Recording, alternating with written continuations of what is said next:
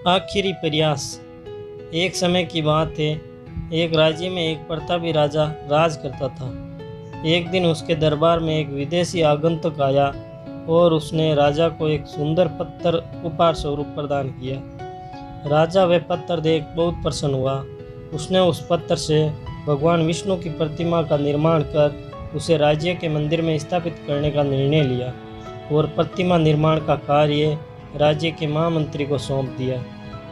महामंत्री गांव के सर्वश्रेष्ठ मूर्तिकार के पास गया और उसे वे पत्थर देते हुए बोला, महाराज, मंदिर में भगवान विष्णु की प्रतिमा स्थापित करना चाहते हैं। 7 दिवस के भीतर इस पत्थर से भगवान विष्णु की प्रतिमा तैयार कर राजमहल पहुंचा देना। इसके लिए तुम्हें 50 स्वर्ण मुद्राएं दी जाएगी। 50 स्वर्ण मुद्राओं की बात सुनकर मूर्तिकार खुश हो गया और महामंत्री के जाने के उपरांत प्रतिमा का निर्माण कार्य प्रारंभ करने के उद्देश्य से अपने औजार निकाले। अपने औजारों में से उसने एक हथौड़ा लिया और पत्थर तोड़ने के लिए उस पर हथौड़े से वार करने लगा, किंतु पत्थर जस का तस रहा। मूर्तिकार ने हथौड़े से पत्थर पर कई वार किए, किंतु पत्थर नहीं टूटा।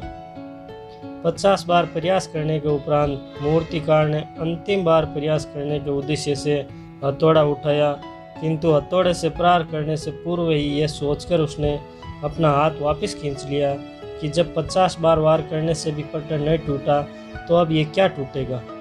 वे पत्थर लेकर वापस महामंत्री के पास गया और उसे यह कहकर वापस कर दिया कि इस पत्थर को तोड़ना नामुमकिन है, इसलिए इससे भगवान विष्णु की प्रतिमा नहीं बन सकती।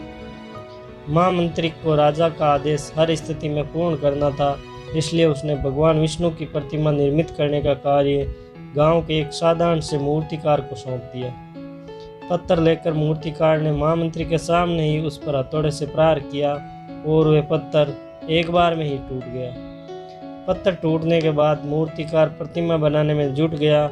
इधर महामंत्री सोचने लगा कि काश पहले मूर्तिकार ने एक अंतिम प्रयास और किया होता तो सफल हो गया होता और 50 स्वर्ण मुद्राओं का हकदार भी बन जाता। शिक्षा। मित्रों, हम भी अपने जीवन में ऐसी परिस्थितियों से दो चार होते रहते हैं। कई बार किसी कार्य को करने के पूर्व या किसी समस्या के सामने आने पर उसका निराकरण करने के पूर्व ही हमारा आत्मविश्वास डगमगा जाता है और हम प्रयास किए बिना ही हार मान लेते हैं। कई बार हम 1-2 प्रयास में असफलता मिलने पर आगे प्रयास करना छोड़ देते हैं, जबकि हो सकता है कि कुछ प्रयास और करने पर कार्य पूर्ण हो जाता या समस्या का समाधान हो जाता। यदि जीवन में सफलता प्राप्त करनी है तो बार बार असफल होने पर भी तब तक प्रयास करना नहीं छोड़ना चाहिए जब तक कि सफलता नहीं मिल जाती। क्या पता जिस प्रयास को करने से पूर्व हम हाथ खींच लें वही हमारा अंतिम प्रयास हो और उसमें हमें कामयाबी प्राप्त हो जाए। अगर ये प्रेरणादायी कहानी अच्छी लगी है तो इसे लाइक करें और इसे दूसरों के साथ ज़्यादा से ज़्यादा शेयर करें।